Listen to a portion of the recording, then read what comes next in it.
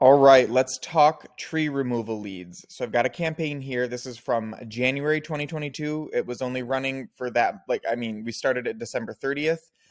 This is for my good friend Anthony up in Bloomington, Indiana. He owns a $2 million operation, landscaping, lawn care, residential cleaning services, tree service, tree removal, all that good stuff. Like just basically this home services giant up there in Bloomington. So we got together and we wanted to put a tree removal lead gen campaign together. And they were doing, they've got some Google ads going and they'll boost a Facebook post every now and then. Every now and then they kind of do it a lot. My expertise comes with Facebook ads, not like boosting them, but like inside Ads Manager here, I just know how to work it and stuff that way, like that. Like I know some industry trade secrets or whatever. Anyone can do this. It's just things that I've learned over the past decade or so. So like anyone can come in here. It's about pushing the right buttons and knowing what to do. That's really all it is. There's no secret sauce. There are some things that you can do to make it better. There are some tricks, some hacks, but you're not going to hack your way to $100 million business. You're not going to hack your way to $1 million business. Anyway, getting back to it, Facebook ads, we ran this for a month. I think I only did it like a, let's see how much it spent. Okay, these are 19 leads last month, $37.28 per lead. And that was like name, email, phone number, and their zip code. And their target completion date. So their name, email, phone number, of course, the basic contact information. I want to know where their zip code was because I want to know where in Indiana they were, how far away from Bloomington they were. But I did not want them to have to give up their address because that's more information for them to type in. So it's more friction. Less people or fewer people are going to fill that out. Fewer leads. And some people might not be like super comfortable with giving out the information. No, you don't want to like just give your address to someone right off the bat like that. Of course, if you know the company and they're a little more reputable or you've known them for a while, you trust them more. Yeah, that's a little bit different. But if this is a new company, they just want to get an estimate really quick and start that process. Just so zip code was enough. I keep going on these tangents. I apologize. So we had $37.28 a lead here. Let's see what else I can go through here and find. $708 total spent. I'll have to get with Anthony again on like the actual pricing of a tree service job. Also, if you're reading this and you're in the tree service industry, I would love to know how much the average tree removal job is in your area. Just to get a better idea of what is it worth to people in other parts of the country? Like what kind of tree? I know there's different kinds of trees. There's different sizes. Every job is different. I would just want an idea. And then I would love to know like really what gets me going is knowing the nuts and bolts of a business. I want to know like the numbers, I guess. I want to know like the revenue and the profit. So like you get a tree service job for $1,500. Like how much are you taking home? Stuff like that. Or if the if the tree removal job is like $700, how much are you taking home? It just these are the things that I like to know. So if you are someone in that space or you actually have knowledge, maybe you're someone who has had a tree removed, please drop that in the comment below. I would love to know like how many or how much these jobs are going for across the country or across the world, like Canada, Australia. It's not like the United States is the only one that can take trees out. I would love to know what it is for the rest of you outside of Bloomington. So this was our campaign. 19 leads, $37 each. I don't know what Home Advisor or Angie's List. I don't know what they charge. But I do know that if you're not paying their exclusive lead price, that same lead is being zapped to probably 5 or 10, if not more, 5 or 10 other companies. So if you were not calling within the first 20 seconds, you're toast. I know this because I know this firsthand because I was in the insurance industry, and that once I was in insurance, once I was in digital marketing, I've been in digital marketing for like 10 years. Um, I've learned more about leads. I've learned that most internet leads are bad, and that if you do not make contact or attempt to make contact within like the first like 45 seconds, you will either never get a hold of them, or you will not be the first one to get in touch with them, or the first person to contact them. The first person to get in touch with that person typically wins the business. So with these leads, these are 100% yours. Now, you absolutely still need to be getting in touch with these people. You need to reach out to them quickly. You can satisfy this with automation, which we do have. If you need like a marketing automation platform, I own a software company that does this. I'm happy to let you test drive it. Only if you're seeing this video here, I will never promote a free trial, because I think it's a waste of time, and I think people who are like people hoard free trials, and I want to be able to provide support and a good experience for people who are serious, people who are paying, you know what I mean? So if you see this video and marketing automation is entirely new to you, but you'd love to give it a whirl. I mean, I've got a whole software company that is predicated around marketing automation and leads and getting these sales closed and stuff like that. So if that's something that you're interested in, let me know. I would love to help out. I'll get you set up, and we can set up some automation to make sure that you are the first person that a lead hears from. If you generate these leads, it's very easy to do. If you're buying leads elsewhere, I can do that. I can figure this out. I would be able to set you up an automatic response system. So just like comment below or get in touch with me however you need to, and we'll set that up together. I think that'd be really fun, actually. And it would give a huge advantage to people who are buying shared leads. Could be something I could build out too. So these tree removal leads, I wanted to really show you the inner workings of the campaign. Like, how did I set it up? Because like I said before, anyone can do this. And I want to show you how to do it. It's kind of like,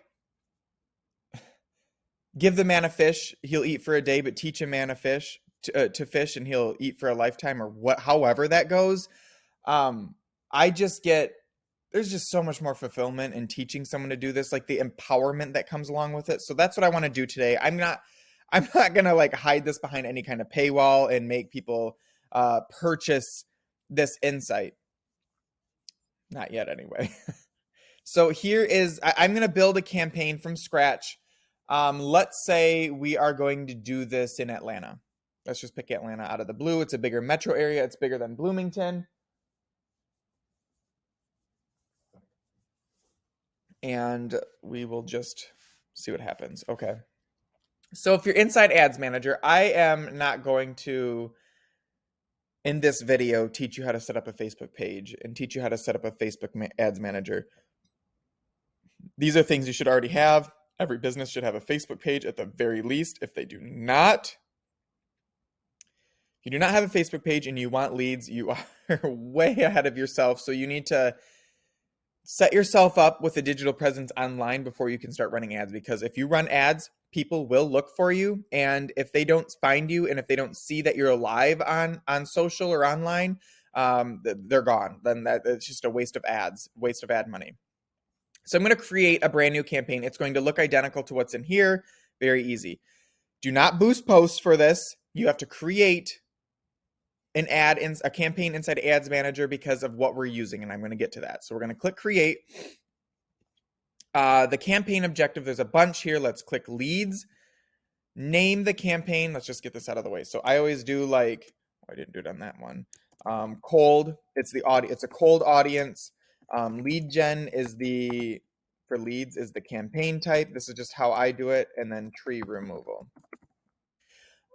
This is how I just label my campaigns. It literally doesn't matter. You can just name it campaign.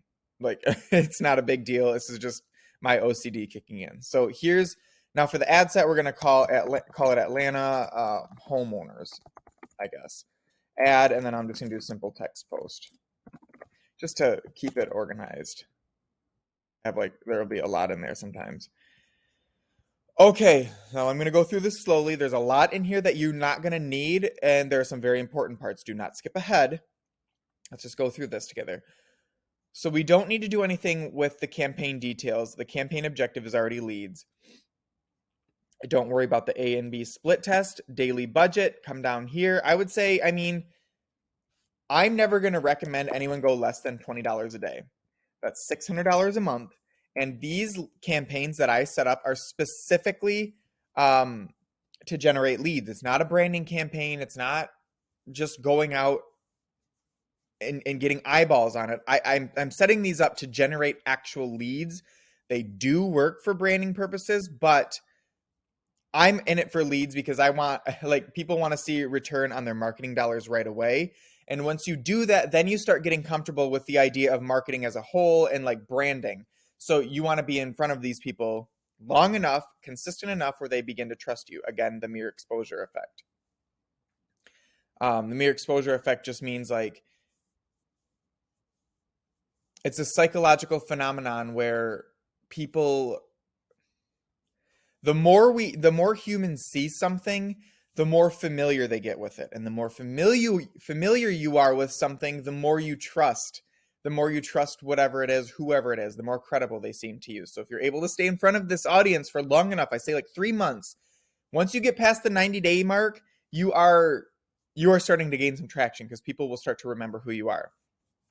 Okay, so daily budget, $20, go to next. And now it's going to say conversion. The conversion location is going to be instant forms. We don't want to do website because I don't know if you have a landing page set up. I don't know if you have your conversion tracking set up. So we want to make this as easy as possible. So we click instant forms. Now I have different pages in here. I want to see if I can find one that's already out. Okay, good. Anthony's.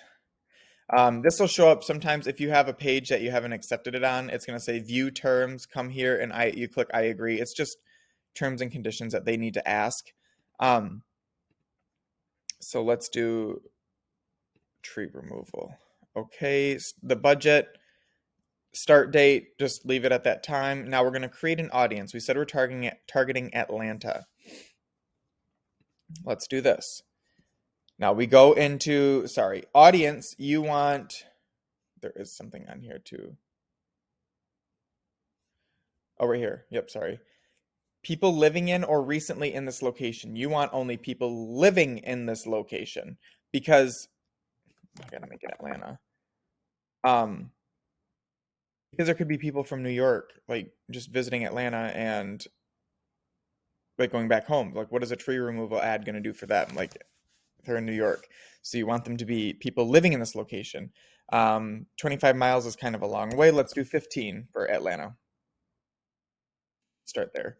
It has an estimated audience size of 2 million to 2.3 million. Now we want to target homeowners somehow, or here, let's age. I always do 30 and above. And then you can segment male and female, but I just leave all. Honestly, the targeting, Facebook took away the targeting feature where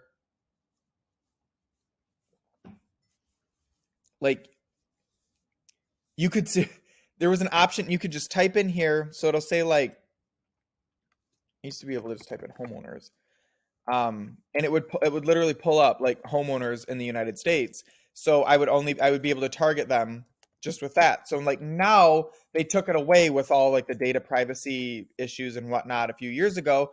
Facebook has scaled back their targeting, but it's still really good. We're putting out a tree removal ad on a tree removal page. Facebook's algorithm is going to know who to put that ad in front of. And the longer you let your ad run, the better the better the performance gets, the more it optimizes. There are different things that go into that, but the longer you let Facebook work, the better it'll be. The better their algorithm, their targeting will be. So I usually, for something like this, I leave it open. If I was doing the targeting, I leave the targeting open. If it's local, if it's a national campaign, this doesn't really apply for tree removal. Let's say it's a national campaign, and I would target all of the United States. Let's say I had offices in every major metro area. I would target the country, and I would find a way to target only homeowners. Like I'd type in maybe Zillow here. People who are looking at Zillow, that's employers, people who work at Zillow. People who are looking at Zillow are interested in houses. So maybe they're prospective homeowners, or there may be a homeowner who's looking to buy another house or something like that. So that's the targeting there. I would leave it just as is because Facebook is really good with their targeting. This is probably one of the most important parts as well. Placements. Click manual placements. Do not click automatic. They say recommended, but it's because Facebook wants to make money. I'll tell you why. So when I click manual, it shows every place that Facebook can show one of your ads, right? Now, different ads, like if it's a messenger ad, you have to have a certain ad for that. If it's a Reels overlay, if it's a Facebook Messenger story, you have to have a different type of ad for that. So they're grayed out. We're not doing that. This is what I do. I uncheck everything. I uncheck everything except for Facebook newsfeed. Leave Facebook newsfeed open. Uncheck every single thing. Facebook recommends that you give them permission to show their ad everywhere because they want more money. They get paid based on how many times your ad is seen. So we want to put it in the most, how do I want to say this? So it's interruption marketing. I want to put this in the most interrupting spot. I don't really know how to say that. And that's in the Facebook newsfeed. You cannot get around an ad in the newsfeed without scrolling past it. If it's a video, you can skip the ad or whatever. Or if it's I just said it, Reels or a story, you can tap it and just go on, like skip past it if they don't you don't grab their attention right away. Apps, same thing. Like we've played games, and if an ad comes up, we're just looking for that little button to click out of it. We're sick of it. So we want to put it in just a Facebook news feed. You can probably do Instagram news feed, but since, Anthony doesn't do Instagram really, so I didn't want to drive traffic to his Instagram profile where there really wasn't anything. So we just used Facebook. And I mean, nearly everybody is on Facebook anyway. Some people say they don't use it, but they do. So that is our placements targeting there. Bear with me. I know this is a long video. I know I'm not the most exciting person to talk to, but this is like just very technical stuff that anyone can do. So I'm trying to go through slowly and figure this out myself. Plus, I'm not all that comfortable on video either. So this is like one of my first few videos on this channel. Oh shoot, I didn't say switch. I gotta accept these terms. Okay, so now we're gonna go to the ad itself. And you know what I'm gonna do just to save time is just put the ad copy over here, what I did in this one. I'm gonna show you the ad that I already submitted. So this is gonna be the same page as over here. We did our campaign, we did our targeting, our budget, and now we're on the ad itself. And this is here. I'm just going to keep it very, very simple. This was the first thing, the first one. Okay, right here, need a tree or stump removed, get 15% off, give us a call. Just this kind of ad copy, the headline, and description. You can pause this. You can, take as much inspiration from this as you can. I'm not going to tell you what to do because if I do that, there will be a lot of people over the next few months that are going to copy this. And if you do the same thing as everyone else, you are going to look like everyone else. And if you look like everyone else, you won't stand out and you won't set yourself apart and you won't get any new business. So you need to find a way to make this attractive.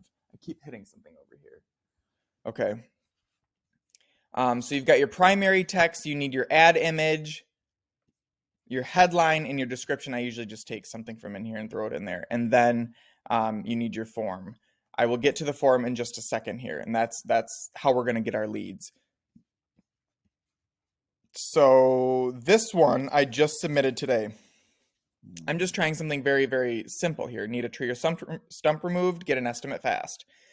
Anthony put together this ad image for me. I did not do this, but you can, I mean, if you've got something similar, you can throw it up as well. Maybe even a picture of like you, the business owner, like a selfie, not a professional headshot. The more raw your images are, the better it'll resonate, the more relatable you are. You know what I mean? So now we've got this set up. I just put get quote. Let's set up our forms. I'm going to let's just create a new one because I don't think I can go into this and edit it. It's kind of weird how they do it. I mean, you don't want to edit ones that are existing. So let's just create a form. Test lead form. Okay.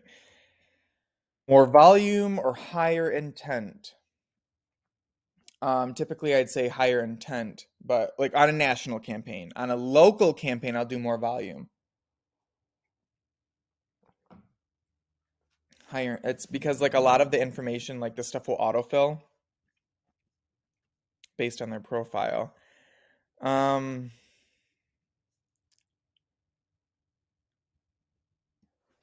okay, so here need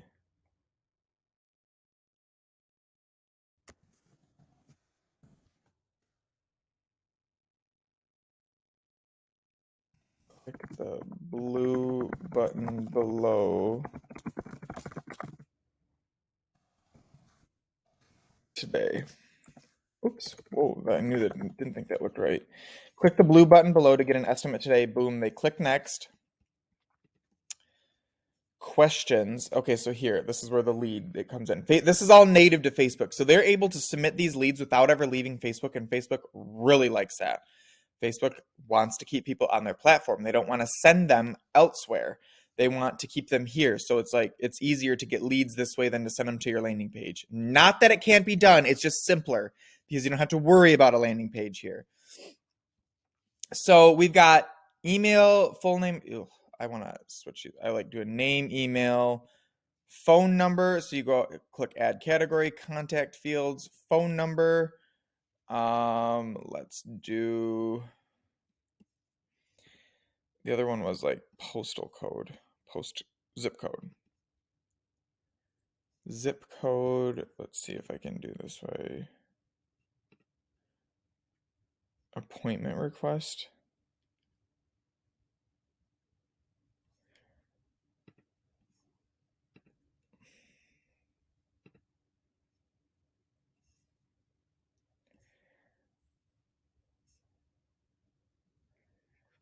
No, I don't want to do the zip code. Name, email, phone number, zip code. Oh, it was the estimated completion date. I don't know if I can do it on this one.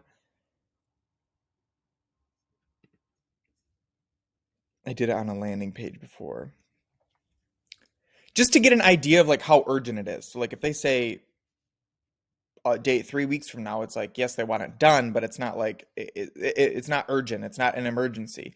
If they need it tomorrow, like you want to know to get that to get out there. How do I want to say this? Okay, so this is done. Privacy. Okay, this is what I wanted to show next. So you have to have a privacy link as well. Now there's one on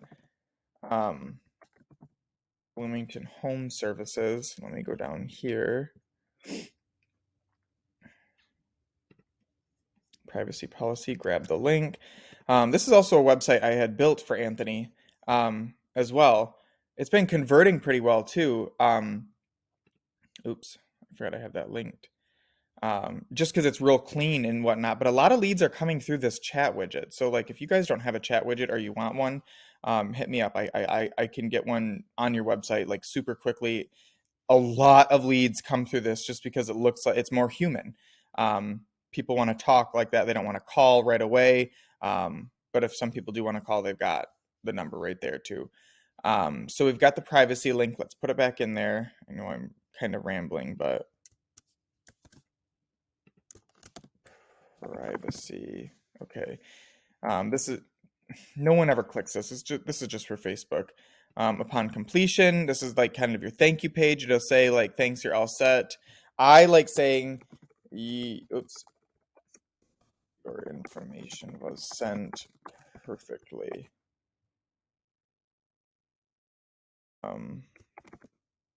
Be in touch with you very soon. If you happen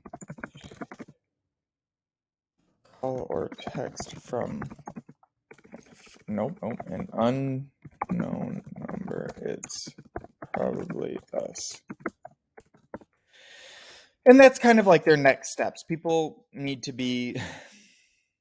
are stupid. People need to be guided. Let them know that their information was sent perfectly. Everything was done. Let them know that you're going to be reaching out to them, and let them know it'll be an unknown number, because people do not pick up phone calls from unknown numbers.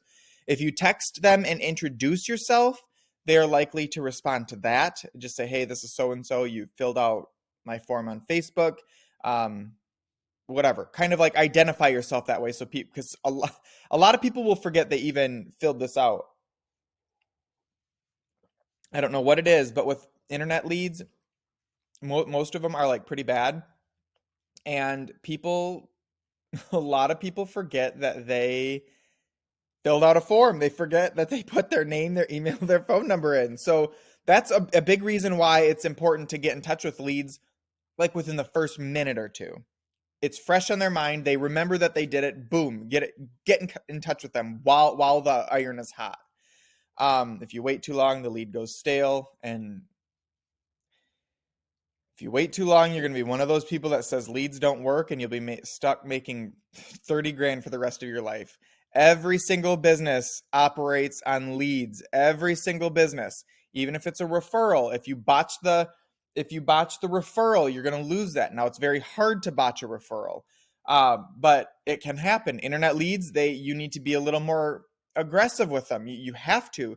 If you're not, you're going to lose out. I'm sorry to say that, but find a way to get in touch with these leads quickly. These were $40 a lead. They were fairly inexpensive considering they're exclusive leads, and the tree removal jobs at Anthony Price's are pretty lucrative. So this was highly profitable for him. But you got to get to these leads quickly. Anthony and his team do an incredible job. They're just really fun to work with. So that's kind of my rant on how you can set everything up to get your own tree removal leads. I'm going to close out of here. Once it's set up, it's going to be, oops. Why is that still setup error? I'll fix that later.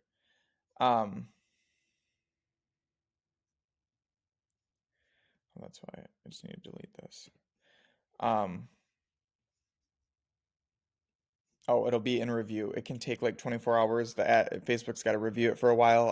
A lot of times it's approved within an hour or two.